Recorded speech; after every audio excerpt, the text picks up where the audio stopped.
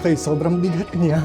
Pero intindihan ko muna kung paano siya uumpisahan kasi dalawa lang yung brain cells ko. Ang gulo ng magnet. Imbis na pumapasok, dumidikit siya dun sa mga bakal sa gilid. Mamaya ko na lang tatapusin yung aparador. Sayang naman tong sunny day na to. Ang nice ng feeling ng 11 degrees Celsius. I think cherry blossom to. Hindi pa lang sila kulay pink. Hindi ko lang ma-close upan yung mga flowers nila. Okay naman, makitid siya and maganda siya tingnan dito sa maliit na space namin na office. Dumating na daw yung in-order namin na bookshelf and I think today ko rin siya buo-buuin. Oh my God, the heck? So nandito sila sa pinto nilagay. Wait lang. Oh my God, ang haba niya. I think ipapasok ko na lang muna siya. Hindi ko alam kung paano ko siya. Oh my God, ang bigat. Ipupwesto.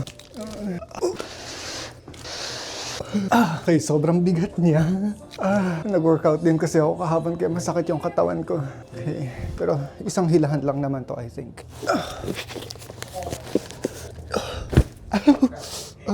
Okay. Oh my God, at least napasok ko na yung kalahati. Kasi parang feeling ko magagasgasan nito yung sahig. Oh my God, nahila ko ba to? No, I think kailangan ko na lang talaga siya itulak. Dumi ko na. Kailangan ko siya iangat ng konti para mahila ko siya. Papasok dito sa living room. Success! Pero kalahati pa lang yun ang trabaho ko today. Dami kalat, wait. Ngayon na napuno na namin yung buong living room. Ang limited na ng space ko para bumuo ng mga furniture. Pero ito, bookshelf to. I think kasya naman siya pag ganun. Kailangan ko lang siya unpack. Feeling ko kapag na-unpack ko na siya, hindi na siya mag-occupy ng ganun kalaking space. So, I don't know.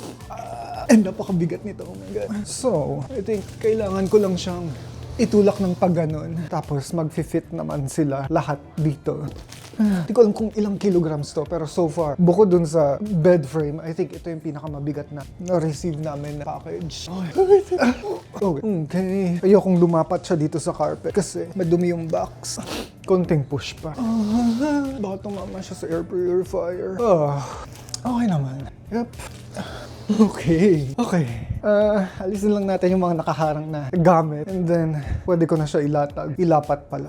Okay. Ayoko lang maipit yung kamay ko kasi naipit na siya kanina. Okay, buksan na natin. Ano ba to? Tayo mabuksan. Ayaw mahiwa ng scotch tape. The heck? I think kailangan yung matalas na side ng gunting. May panghiwa. Okay.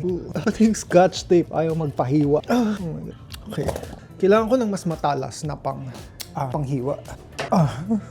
Okay, ewan ko na lang. Pero dahan-dahanin lang natin. Huwag natin i-pressure dahil napakatalas nito. And ayoko rin may masira parts ng bookshelf. Okay, so far so good. Okay. I think okay na yung dito sa side na to. Okay. Okay. Finally. Wala talaga akong space. Wait lang, balik ko lang yung kutsilyo. Okay. Ang laki ng styrofoam niya. Galaw lang natin ng konti. Air purifier. So, tada! Oh my God. Okay, naintindihan ko na kung bakit mabigat siya. And napaka-solid nito. Nasaan kaya yung instruction?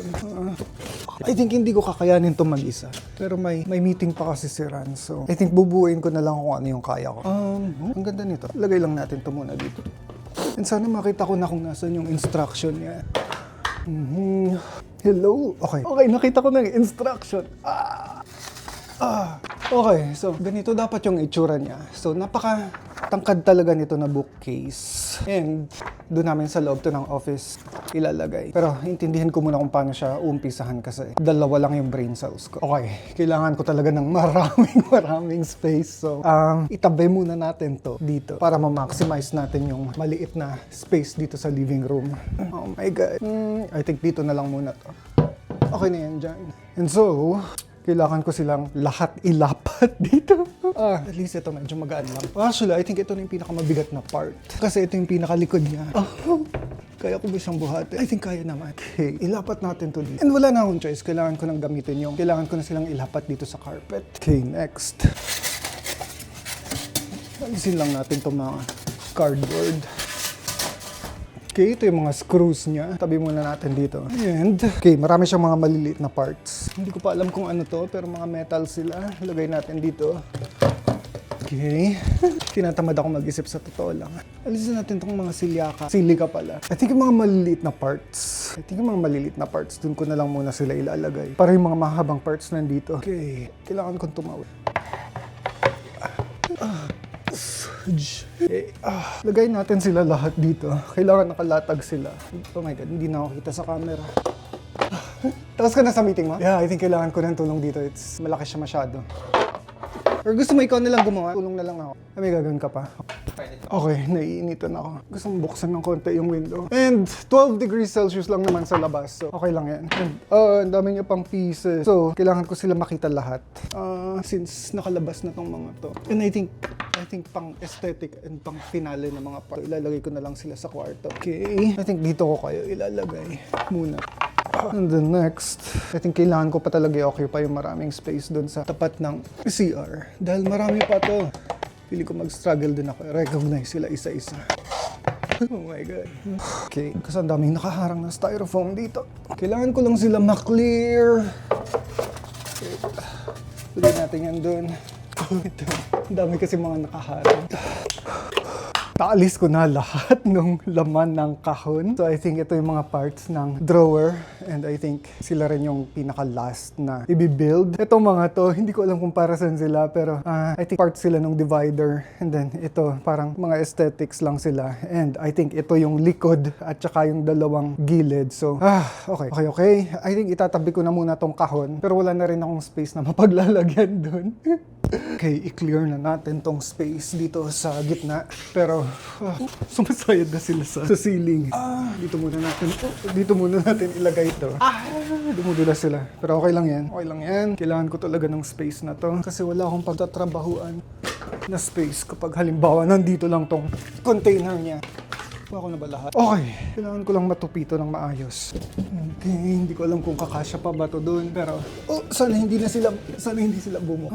Oh my God. Okay, hindi sila kakasya ng patayo. Pero siguro pwede ko naman itong ipahiga na lang muna dito. I think bubukas siya, pero okay lang yan. Wala na nga lang daan papunta sa CR. Okay. Oh my God, next. Kailangan basahin yung instructions. Okay. Kailangan ko itong dalawang styrofoam na to kasi maraming luhuran to and perfect siya para sa tuhod. Okay, kailangan ko na ngayon ng mga B11 na screw. Oh my God. Nasaan dito ang B? Ikaw. What?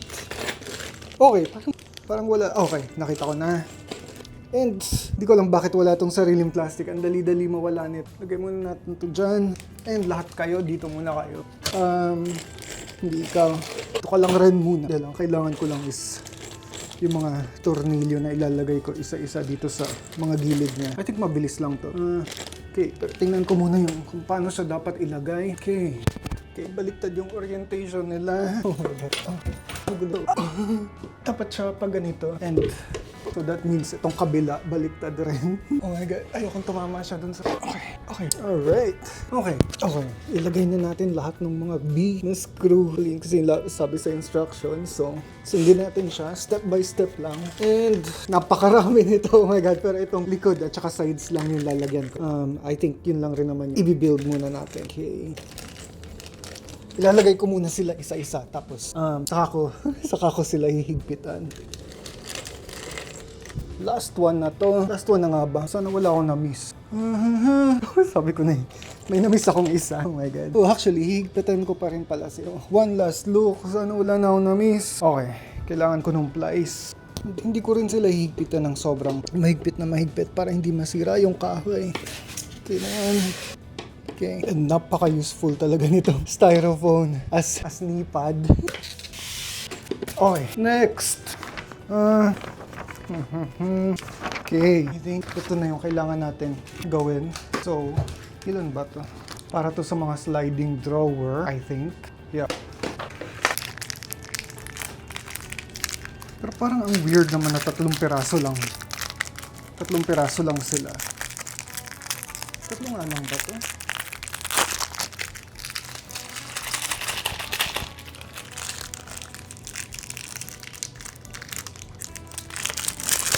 Shoot. Okay, I think buo na to. Ikakabit na lang sila. I think. Ayan, buo na nga siya. Okay, pero kung okay, 3 pares siya. So I think 3 level to. 3 drawers. Okay, nalilito ako. Bakit? I think dalawang magkahiwalay na cabinet to. Isang matangkad na matangkad and isa yung may drawer. Wait na lang. So, I think itong binubuo ko ngayon is yung mas mataas. Tapos may hiwalay pa tayo na buuin na mababa lang. Pero hindi ko kasi alam kung ano talaga dapat yung itsura nito. Wapit, dalawang magkahiwalay ba na cabinet to? Okay. Okay, so dalawa pala sila. Yeah, hindi ko kasi alam kung ano yung itsura niya dapat. Yeah, pero ang iniisip ko kasi parang ito maliit lang na feature nung kabuang feature. Okay, gets ko na. Yeah. Okay, so nagagets ko na. So, yung isang ganito, isang pares nito para dito sa mahaba, tapos the rest para na dun sa mas maiksing cabinet na merong 2 drawer. Itong mahaba na to, isa lang yung drawer niya. So, and ito yung na-mess up ko last time dun sa dresser. So, kailangan make sure ko lang na tama yung gagawin ko today. So, isa dito and isa dito. Magkaiba yung butas na papasukan nila from the paper at saka from dito. Pero makikita naman natin kung magkaka-aberya. Okay. As long as oh my god, mabingi na ng konti. Alam ko na. Lagay na rin natin yung screw dito para ma-lock in na siya. Para kahit higpitan natin yung nandito sa kabila, hindi gagalaw yung nandito sa dulo. Ano ba yan? Ang gulo ng magnet. Imbis na pumapasok, dumidikit siya dun sa mga bakal sa gilid. Hindi ko kailangan ng mahigpit. Actually, pwede ko na idiretso to. Okay na yan. Next. Okay, test. Okay, pumapasok. Yeah, pumapasok siya. Nagla-lock in siya. So, yung kabila naman, nakakagulo lang yung magnet. Okay. Dumidikit siya dun sa bakal instead na dumidiretso siya dun sa butas. Okay. Mag-i-slide ba? Okay, nag-slide. Let's go. And medyo mabaho yung grease nitong slider. Okay, well, next. Step by step lang tayo. Kailangan ko na down itong, I think ito yun. Itong mga kulay puti na to. 4 pieces. And 1, 2, wait, ang dami nito. 4 na piraso. Wala ba nito sa kabila? Or hindi ito yun? Okay, so hindi ito yung kailangan ko. I think ito. Nakita ko na. Okay, itong bakal na to pala yung kailangan ko. Pero oras na rin para isuksok to. I think dito sa part na to, yung kailangan 2 tao yung gap. Pero try ko na ako lang.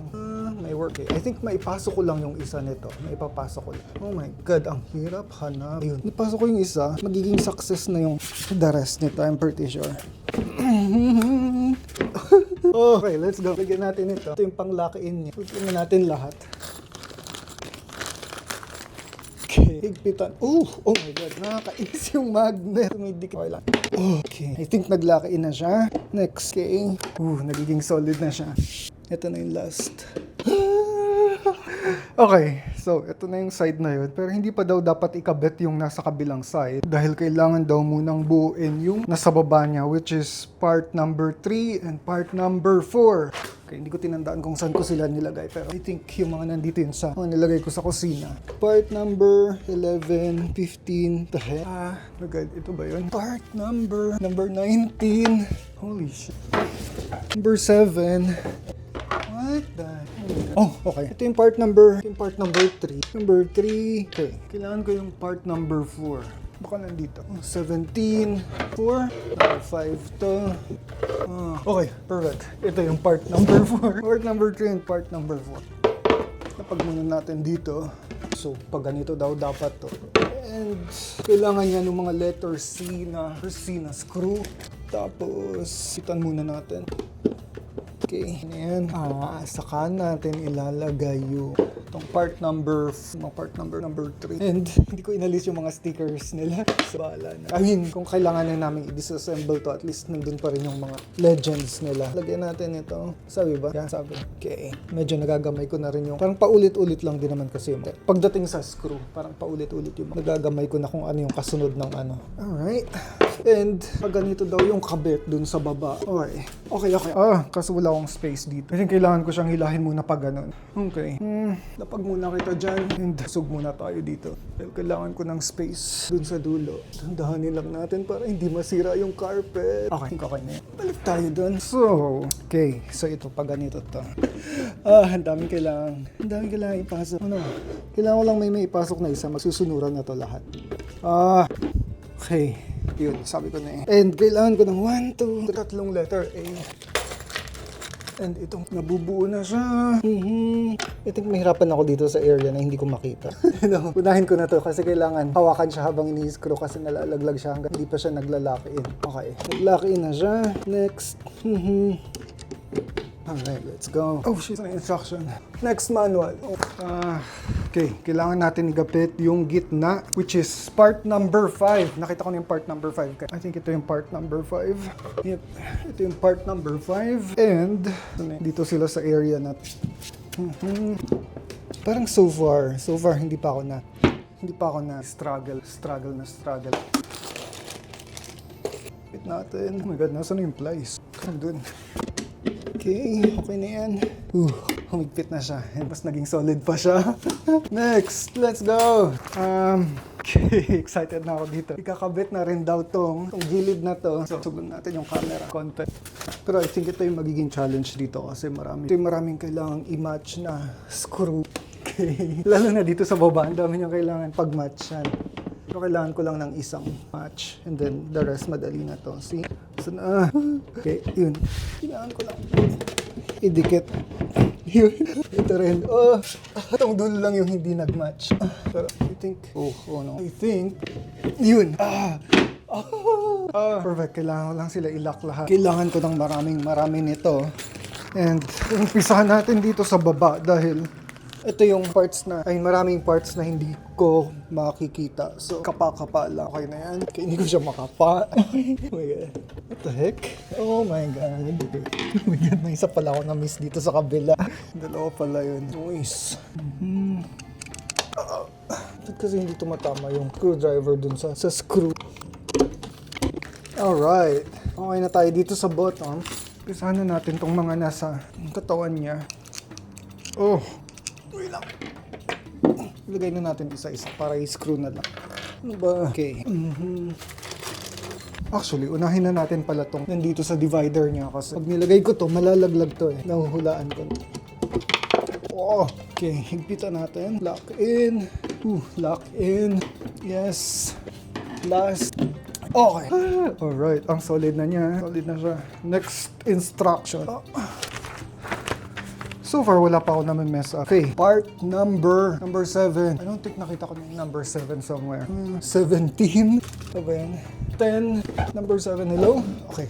Ito yung part number 7. And kailangan niya ng maraming. Anong letter yun? Letter C. So, lagyan muna natin siya ng mga letter C.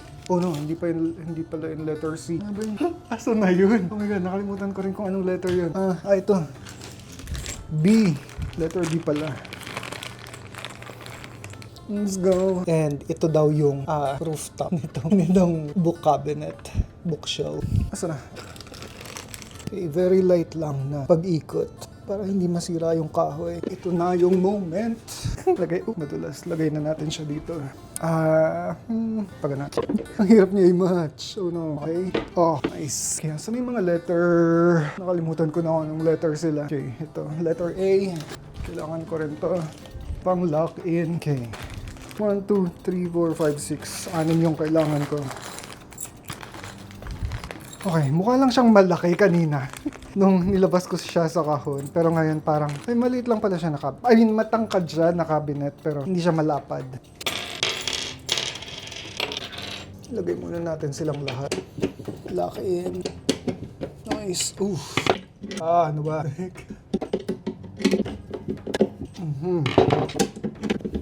Okay. And after nito, buo na yung frame niya. Yung dividers na lang yung kailangan ilagay. Buo na yung frame niya. So, next. Okay. So, ngayon na natin ilalagay yung parang pinaka-cushion sa mga paa niya. And, wait a minute. I think nakita ko na. Okay lang, may label ba kung anong part to? 8 pieces nung letter G. Well, wala siyang label, pero I think ito yun. Wait nga lang. Sure natin. No. Okay. Hindi ito yun. Dahil F and G. Dahil ito yun. So, lagay muna natin. So, 8 pieces daw. And meron siyang mga strategic location para evenly distributed daw yung weight ng bookshelf. So ito yung itsura na, ganito yung itsura. And I think ididiin ko lang siya. Or I think kailangan din ng martilyo. Pero I think kaya, try ko munang idiin lang siya nang hindi naglalagay nang hindi minamartilyo. Okay, no, kailangan ng martilyo. Dahil hindi malambot yung kahoy nito. Wait lang.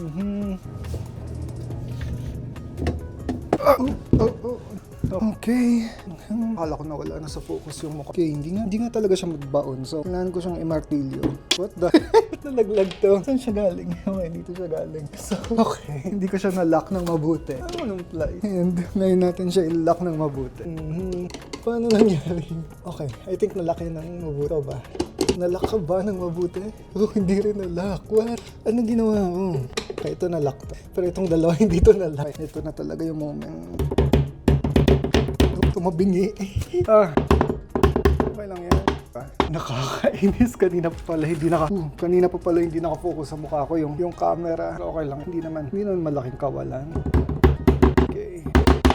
Ito rin daw sa baba. Oh no. Gitna ba siya? Nga ba yung kay? Apat dito. Okay. Naka-apat tayo.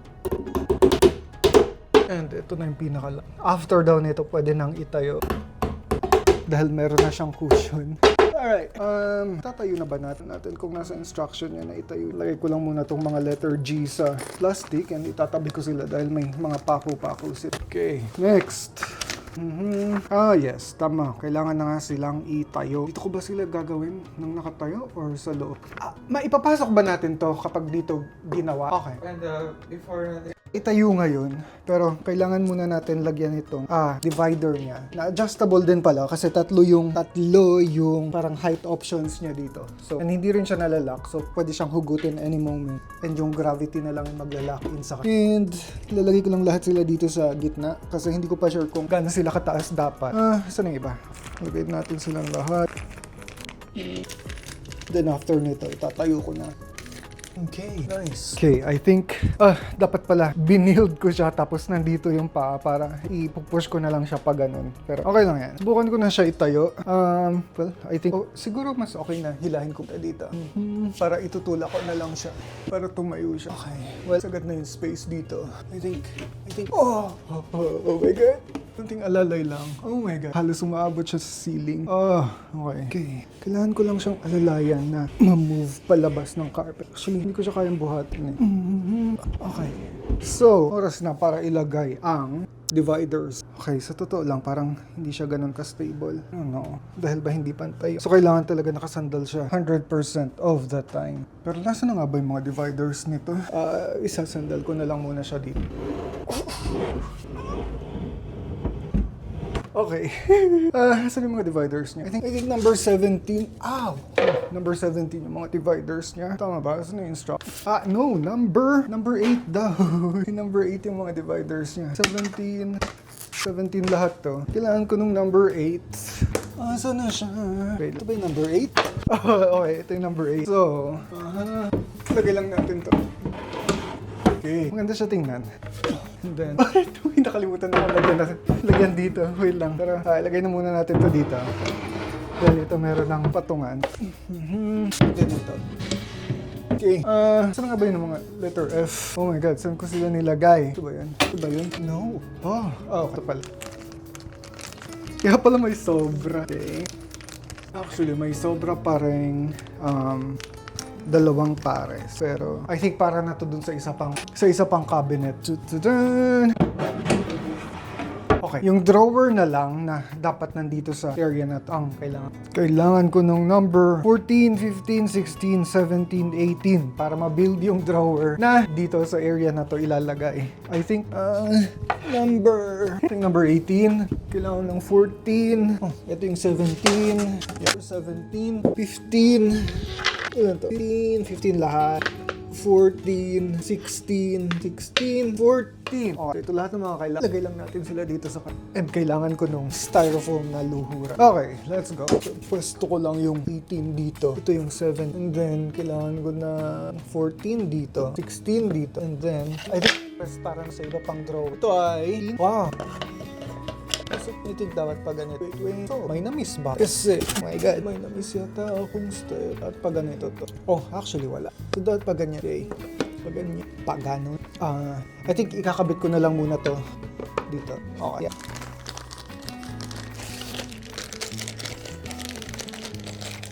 Bigyan lang natin silang lahat nitong letter B. And hindi ko na naorasan kung anong oras ako nag-umpisa. Pero parang feeling ko, lumagpas na ako ng mga 5 hours. I don't know. Wait. I think alas 2 ako nag-umpisa. 2, 3. Yeah, mag-3 hours. 3 hours na so far. Which is not bad. Okay, kailangan ng screw. Magaang higpit lang. Okay. Okay, nice. Then, pwede na daw natin ilagay ito dito. And then, saan ba yung pang-lock na? What the heck? Saan ko nalagay?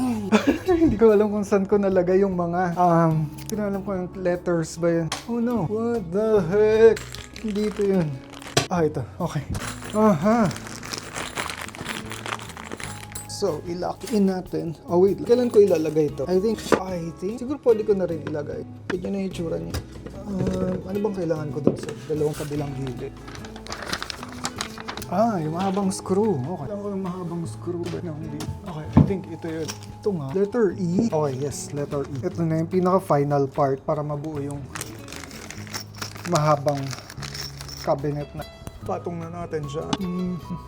Bakit may butas dun sa? Hindi ko alam kung para saan tong butas niya dito. I don't know. I think we'll find out later. Ito lang natin. I think tumap. Next. Mahirap kasi kapag hindi siya na-shoot doon. Tapos na-lock in na yung iba. Ang hirap ng kapain na. So, kailangan shoot to bago ko higpitan yung direct. I think na-shoot naman. I think ito. Si kabila. I think dito ako mag-struggle sa dalawang. I think tumama na. Try it. Okay. Kailangan ko higpitan. So, siguro mas okay ito kung patagilid. Naumpisahan ko na ng ganito yung post. Tapusin na natin. Kita na rin natin to. Parang feeling ko tabingi yung dito. I think totoo dyan kapag napasok na. Medyo maalug-alug pa siya. Wait lang. No. Kailangan para mahigpit na mahigpit talaga siya. Bakit ka bumabalik ko? Next. Okay. Or I think hindi talaga siya magiging stable na hanggat hindi na-screw yung dito sa una. So, i-lock in na natin to. Right, number 1, number 2, number 3, number 4. Solid na ba? Wow, solid na siya. So, ito yung itsura niya. Lagay na natin. Lagay na natin. Wait lang. Parang may nakalimutan tayo na part. Okay, sabi ko na kailangan pang screw. Ngayon, hindi ko maalis to. Kailangan pang screw to. Okay, kaya pala ganun. Feeling ko mahirapan na akong wait, no. Parang may missing talaga. Parang may kulang. Okay, so yung isang buong ganito kasi, hindi ko alam kung anong tawag dito. Kinabit ko sila dun sa cabinet kasi yun yung instruction dito sa manual. Oh my god. So kinabit ko sila isang buo dun. Napaghihiwalay ba to? Okay. Napaghihiwalay sila. Oh my god. Dapat yung oh no. Hindi ko alam kung paano sila paghihiwalayin. Wait lang. Maganda yung weather. I think maglalakad muna ako sa labas and then mamaya ko na lang tatapusin yung aparador. Sayang naman tong sunny day na to. Ang nice ng feeling ng 11 degrees Celsius. Oh my god. Parang ang sarap nito. $12.95 lang. Okay rito. What the heck? $10.95 every Tuesday. Pero hindi Tuesday today. So, no. Hindi ko alam kung anong puno to. Pero, puro siya bulaklak. Oh no.